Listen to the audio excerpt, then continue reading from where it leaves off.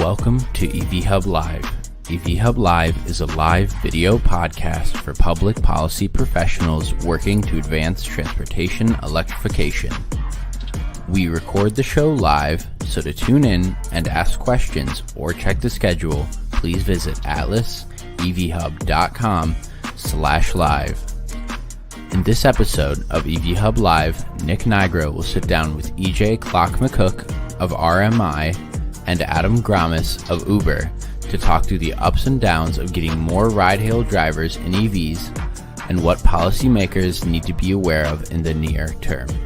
This episode is produced by Tom Taylor and Peter Benzoni of Atlas Public Policy.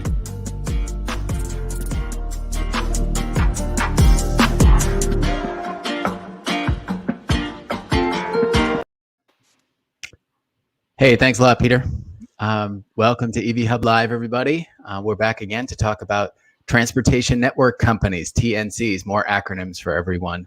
I'm joined by a friend from RMI, EJ, and a friend from Uber, Adam, and we're going to jump right into it to EJ's report that RMI put out just recently on TNC electrification.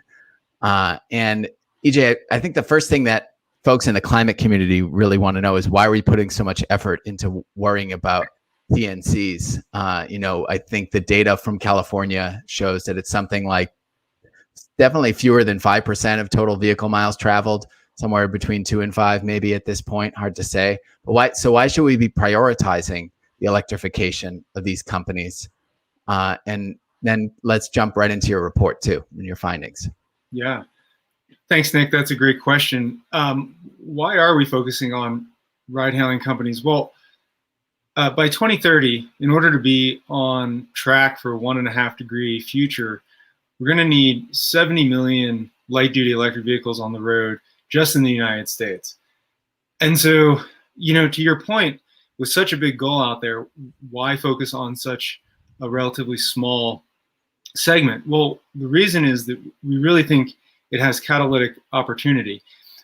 First of all, TNCs, each one of those vehicles that we can electrify, that's about the same as electrifying 3 private vehicles because they drive about 3 times as many miles. That's a cool metric. Yeah, but that's still really only a small part of the opportunity. In order to get to 70 million EVs on the road, right, we need to really expand the size of the pie in terms of who has access to these vehicles. And one of the key things that we need is a lot more infrastructure in the ground. And as we demonstrated in our report, we think that on the back of the TNCs, there's the opportunity to drive investment into infrastructure in a lot of communities that currently are really underserved. And that lowers a key hurdle to greater adoption as we move forward through the decade. So is this going to help? What's your top line takeaways from the report? And I also want to know, the report was focused, and we should probably drop a link into the YouTube thing so other folks can take a look at it. It's focused on LA. And I just wondered, how applicable is what you were doing in LA relative to, other cities and absolutely. Whatnot. The structural hurdles that we discuss in the report and the solutions that we identify for them are the same structural issues that are present in almost all the large cities in the United States. The exact details, of course, the data that underpin some of the modeling would shift a little bit, but fundamentally, it's the same set of hurdles. So in terms of a top line takeaway, really what it comes down to is that if we can deploy the vehicles and the charging infrastructure together, in a coordinated fashion with the TNCs and the charging providers, we can bust through this chicken and egg problem and get past the incrementalism that's been going on up to this point, and really, again, get a lot of steel on the ground on the back of that investment into areas that are currently very much underserved and would be the last to be served if we allow things to continue to evolve organically. So I want to bring Adam into the conversation from Uber and to share more about your perspective and what's going on from the company side of things. You guys set up some pretty ambitious goals for fleet electrification. And now we're coming out of COVID. I wonder if you could share about how you think that's going so far, and can you tie some of the opportunities EJ has laid out with your goals? Thanks, Nick. Thanks, EJ. And so good to be on EV Hub Live. Thanks for welcoming us here, Nick, and the rest of the Atlas Public Policy team. Like you said, we've made some big goals last year at the height of the pandemic. Mm-hmm. Uber, listening to its users, listening to our drivers and riders who were, for the first time in many cases, looking out on clear skies in their cities because nobody was moving for the first time in a long time. We said we can't go back to business as usual because cities can't go back to business as usual. And we have to become part of the solution set on climate, which from our point of view is the big crisis of the century. If COVID has been the crisis of these last 2 years, climate is the crisis of the century, and we need to be part of the solution set. So we said, going forward, we have to reach 100% EV service, first in the US, Canada, and Europe by 2030, and then everywhere we operate by 2040. Mm-hmm. So we're at the first couple of steps of that journey, and it comes at a difficult time, like you mentioned, the pandemic, where ride-hailing has been at a 10-year low in terms of use. Driver participation, rider participation are at significant lows. All that said, though, we've made big progress in 4 areas. So first for us it was important to make it easier for a rider to take a low or no emission trip on Uber. Mm-hmm. Today, I'm very pleased to say that just in spite of everything, you can open the app in close to 1,500 towns and cities around the world, US, Canada, and Europe, and find Uber Green, which means push a button, get a low or no emission ride. And you can do this with the same level of flexibility and affordability and convenience as regular Uber X. And what we've seen so far is very, very compelling. A lot of people worried if we started just dispatching to EVs or EVs and hybrids in certain markets, it would mean more deadheading, more wait times. But what we're seeing is a lot of demand from riders, and we're seeing real world emission savings of at least 33%. In markets where we have hybrids and EVs like the US, and of course, zero tailpipe emissions in markets like London, where it's an EV only service. You cannot find this the world over. No other company is offering a low or no emission on-demand mobility service in as many markets as we are globally. So we're very proud to offer that and do that to extend the consumer access to low or no emission mobility. So, this is kind of a quick aside. Sure. I remember talking with folks. Atlas had got some funding from Department of Energy a few years ago to work with cities on fleet electrification. One of the ideas we had at the time, someone in the project team, was doing exactly what you're talking about here. And it was not from Uber, but from from some industry folks, pushback on this concept of having a green mode, essentially, and letting drivers, vote essentially with their wallets. And so tell us a little bit about that process and the concerns you might have gotten pushback from internally about, well, we're making the app more complicated, people might not use it, whatever. How do you overcome that kind of stuff? Because there's going to be a lot more complexity for some of these drivers with EVs because it's just new. That's right. Yeah. We had a few concerns going in. One, we weren't sure if there would be demand. That's so far that's proven not to be a concern. Actually, demand for the product itself is not the constraint. It's more on the supply side. So drivers' accessibility and availability of cleaner cars and or EVs, depending on the product. That was one. The second was that drivers may be asked to do more for less. So if you're pricing it the same as X, do drivers now have to travel further because there's fewer of them? You're requesting on the other side of town, the driver has to drive more, which leads to the third concern, which is more emissions. The way that we balanced that, at least in the case of the US market, was One, we're starting simply by including hybrids and plug-in hybrids alongside battery EVs to start somewhere. That way we can garner the consumer demand, offer a product that has reasonable ETAs, reasonable affordability, and reasonable availability. And third, it will also reduce the level of deadheading. The third thing we did was we increased the price. So you have to pay $1 extra. A lot, we had heard from a number of NGOs, consumer reports, et cetera, that said consumers are willing to pay more for green or lower emission mobility. So we said, okay, we'll take you up on it. Let's see. So we've been charging $1 more. The driver gets 50 cents of that immediately. So we're trying to reward the driver to say, look, you're doing the hard thing of getting that more expensive vehicle. You're having to travel further. You should be rewarded for that. The other 50 cents goes to help add to our dollar per trip battery EV incentive that we give to every battery EV driver around the US and Canada. So every Uber Green trip is helping to solve for the demand and supply. Let's do every of battery Uber EVs trip, Adam. everywhere. Let's just do every Uber. Every Uber trip should be an EV, and it will be by the end of the decade. But we've got to start creating the price signals to get there, right? Yeah. Drivers with cleaner vehicles and electric vehicles should be earning more than their internal combustion peers. That's not true today, but we have to rejigger the marketplace so that those signals are there. And riders over time who are choosing trips in say, more fossil products ought to be paying for that. So, for instance, in London, we've started doing this where over the last 2 years, we collect a small fee on every trip.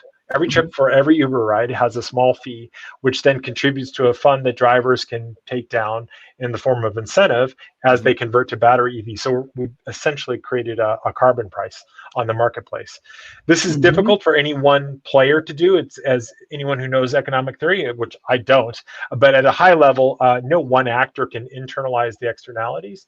But if we can start down this path using our marketplace, we can start to gain learnings, which we think will be very helpful to the policy apparatus. Yeah, the policy nerd in me, has to, fee-bates are one of policy people's favorite policies, right? Oh, so effective. Make the polluter pay more to subsidize the kind of technology you want. It's nice to see it in real life. So we were talking about complexity a minute ago. And so, EJ, I want to bring you back into the conversation and talk about charging. That was the core of your study. It was focused on fast charging. And I'd like for you to explain a little bit more to the audience about, why fast charging costs more than slower power charging. So why focus on that, and what do you think that will help do for the market? Yeah. So let's be clear. Level 2 charging has a really important role to play. The more of it that we can deploy, the better. The unresolved question is how much of the demand can be met with level 2, and how quickly can it be rolled out while the market is still relatively immature.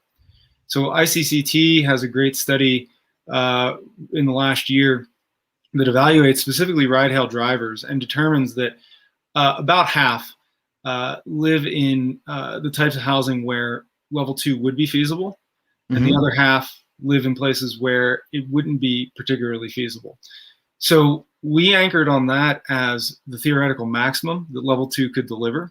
And in the report, you'll see we offer a range where on the one end, half of energy is delivered through level 2. On the other end, no energy is delivered through level 2. The real answer, how it's actually going to shake out, is certainly going to be somewhere between those two extremes. But here's the bottom line takeaway. In Los Angeles, a city that already has a huge head start compared to almost any other city in the United States, just to meet the future demand from ride-hailing, consistent with the Clean Miles standard recently passed in California, that charging network would need to grow between 3 and 6 times from where it is today. So when we get down 8 years from now, 10 years from now, where we can argue about, is it 30% level 2, 40% level 2, that's great. But for today, there's a long way to go. So we got to get building right now. Yeah, and here you can see on this chart. So at the top is the current amount of charging in the city of Los Angeles, and at the bottom is what would be needed by 2030 to achieve the Clean Mile standard. You can see it's just incredible growth throughout the city. I want to bring in the other map too, the map of LA with the VMT map. I want you to explain this to folks too, because I think this is really fascinating and key to one of the core messages you have in the report. When we came to this result, it almost jumped off the screen. We couldn't believe what we were seeing. So let me walk you through it. The blue dots, the dark blue dots on the map, are the existing high-speed chargers in Los Angeles. The areas highlighted in the light blue are where the electric vehicles were disproportionately providing trips in Los Angeles. And then the orange areas are where gasoline vehicles were disproportionately providing trips. And this is after accounting for differences in the number of vehicles in each of those two cohorts. And what you can see here is that the EVs actually are pulled towards the DCFC network in the city, leaving the gasoline vehicles to operate in the rest of the city. And if you know Los Angeles at all, that large orange blob in the center is downtown Los Angeles and South Central Los Angeles and Compton, meaning that these communities are being left out of the benefits currently being generated by the EVs on the road. And so this comes back to the central point that if there were more adequate, more equitable charging infrastructure, there is more than enough demand throughout the city to justify and support electric vehicles operating everywhere. So let's bring Adam back into this conversation and talk about that demand and hopefully the increased demand that you're going to see in LA and other parts of California in the near term, thanks to the clean mile standard from CARB, from California Air Resources Board, from back in May. Adam, can you give us a little bit on that and tell us what Uber's take is on how challenging or opportunistic it is going to be for you all to implement the rule, or at least implement your side of it? Thanks for that, Nick. And, I want to commend EJ and the team at RMI for the work that they did on this study. I think a lot of folks who are seeing those maps should really understand that what the team at RMI has done, unlike most studies that you see out there, they've used real world data. This comes from an EV rental program that General Motors Maven had put out there. And these are real world data that are being used. This is not a model. So this is based on a real world experience. It does over-index to, as the data source is naturally, to rental drivers, so drivers who are sort of prepared to be driving a lot in the vehicle that they're renting for the purpose of driving on, say, a ride-hail application. So it's going to look different than, say, a full peer-to-peer network where drivers may be more casually interacting with their own vehicle. But that said, it's really illustrative of what we're seeing from our own data around the world. We did a similar exercise to what EJ performed here in LA. In London, we see the same result. Where drivers live and where they drive today is not where the charging infrastructure is. That's a real problem. So when we look at our own goal of getting to 100% EV by the end of this decade in the US, Europe, and Canada, when we look at the California regulation, which will essentially require us to meet our goal in statute, we see this disparity. We're basically looking at a photo negative where the industry and policy has directed spending on infrastructure to go is not where drivers live or work today. We need to change that. And we need to change that through a number of interventions in our own product, in our work with partners on the vehicle side and on the infrastructure side, and in policy ultimately. So that brings, the California, the CARB basically passed this rule: 90% of all miles traveled by TNCs in 2030 shall be electric. The goal for 2023 is something like 2%. So I'm sure that goal was not already clear today. So we've got a long way to go, essentially, to get there.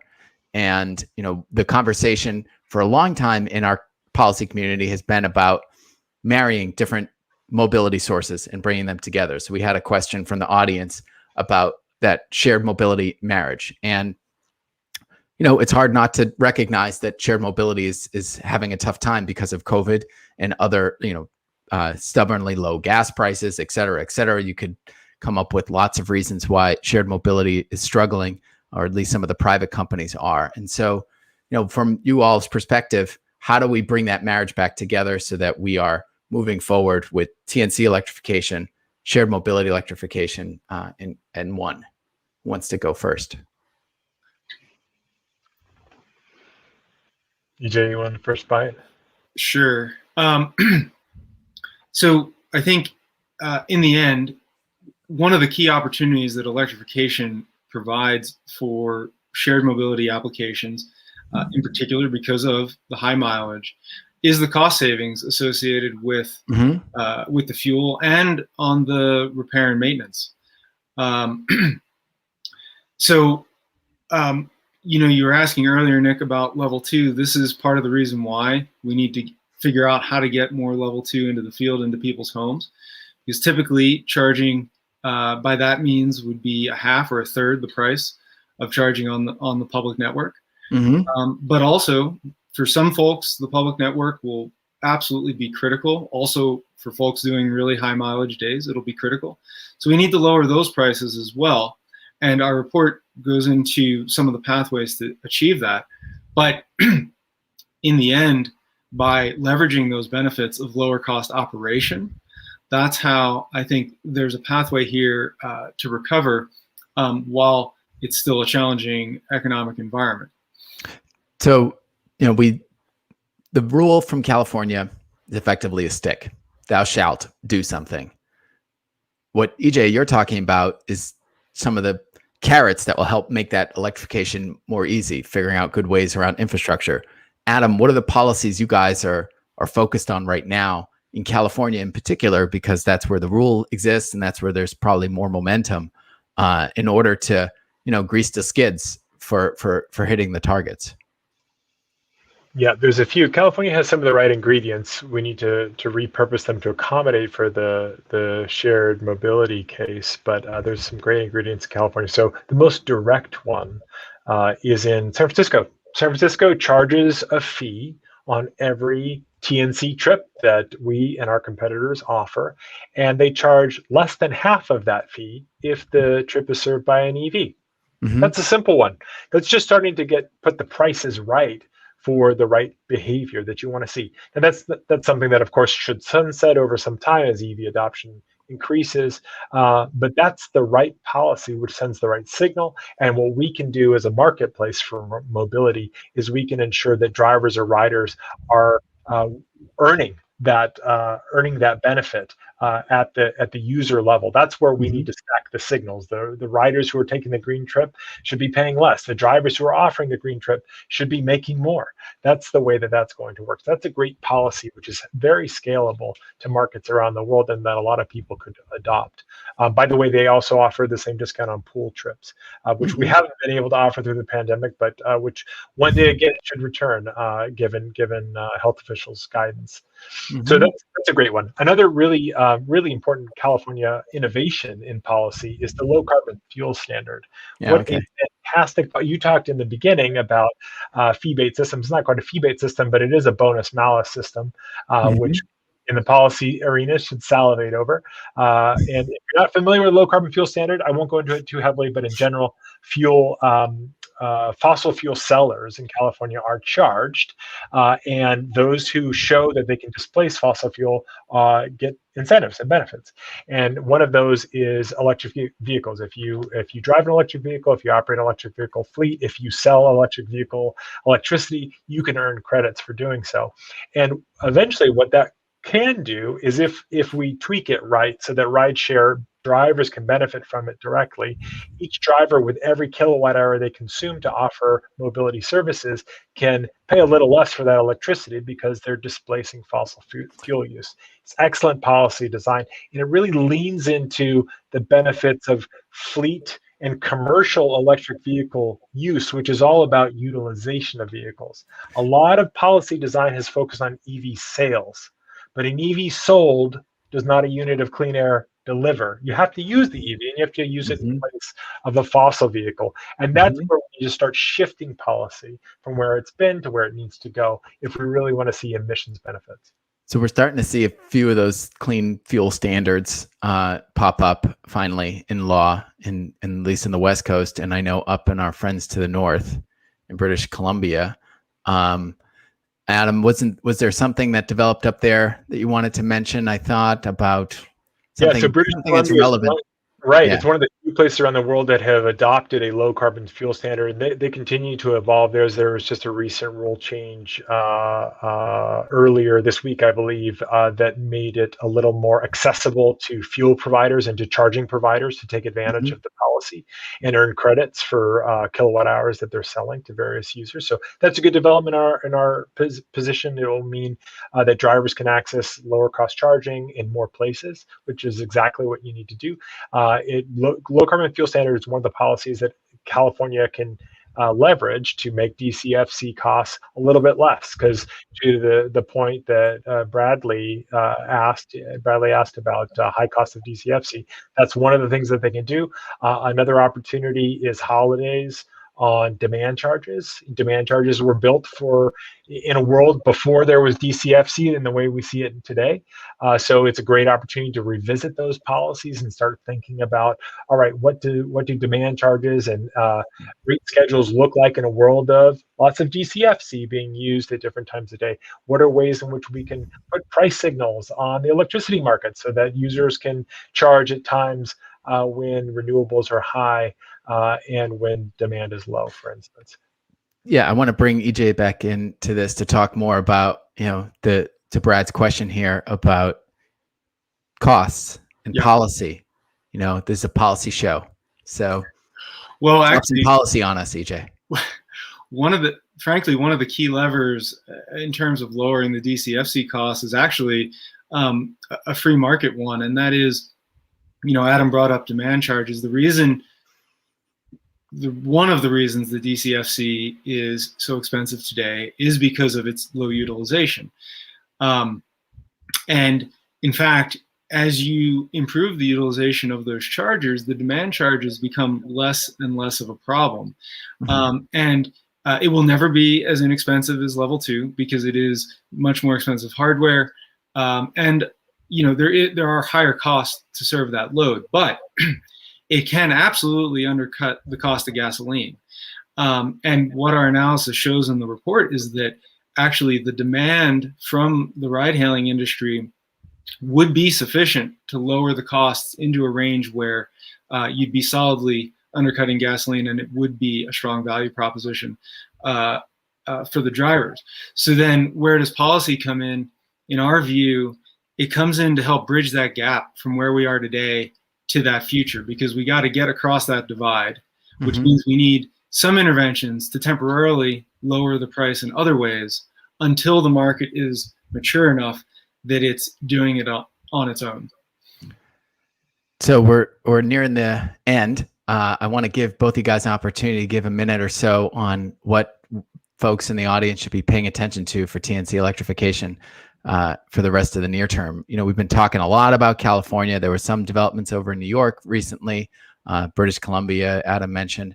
What are the kind of things we should have on our radar and be on the lookout for as we come out of this and people want to start getting into cars again with other people?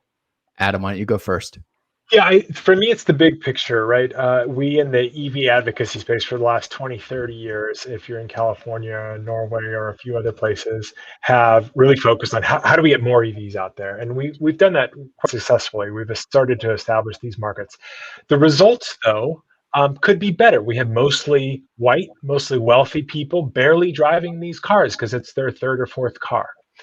Now it's an opportunity to say, how could we start to flip this script? And one of the segments of drivers that I think have been overlooked by EV policy are commercial drivers of all stripes, not just ride-hail drivers, taxi drivers, delivery drivers. And delivery and commercial drivers don't look like Uber Eats. It could include Uber Eats, absolutely. Anybody who's looking to serve goods or passenger services. It could include transit, right? So as we start to look at mobility providers that operate in urban areas, they use those vehicles more intensively. EJ mentioned that rideshare drivers, when they switch to EV, there's 3 times the emission savings you can deliver when you, as opposed to when you help an average consumer change to EV. So there's a huge emissions benefit, and it all happens in urban areas where you get better utilization of infrastructure, and you get more people who don't look like your average EV buyer, quite literally today. So as we in the environmental community try to figure out how do we fit the circle and square together between equity and electrification, I think there's a great opportunity as we look at the commercial driver segment as a constituency and ask, how can we serve their needs better? How can we help them get the resources and tools they need to get into electrification and get more plugs into their communities? Yeah, and I think from my perspective, to build on what Adam said, there are also some key tipping points that I think are about to arrive. Up until the very recent past, only a few very expensive vehicles were capable of doing a full-time ride-hailing use case. We now have, of course, as I think most people are aware, a number of vehicles coming onto the market or have been on the market that are lower price. And then most importantly, the first generation of Chevy Bolts and the first generation of Tesla Model 3s are or about to be coming off lease, the original owners selling them, which now provides an inflow of compelling EVs into the used market, which will be really critical. So I think there is going to have to be some work to help support that used market, help give buyers confidence that the batteries will continue to perform. I don't know what all those answers are, but I think supporting and catalyzing a strong used market will be key to bringing more folks into the EV fold. Yeah, I will just say I'm super excited about having good used vehicles out there that have 200 plus miles of range that regular folks can afford. I think that's going to be a very exciting transition for EVs to try to get to more broader segments of society. So, so we're out of time, guys. I really appreciate both of you joining me to talk about TNCs, EVs, any other acronyms we felt like mentioning today. So thanks very much to Adam and EJ. And thanks to everyone watching the show live and listening to us on your favorite podcast app. I'm Nick Nigro. This is EV Hub Live, and we'll be back with you soon with another episode. Thanks again. Stay safe, everyone. Thank you.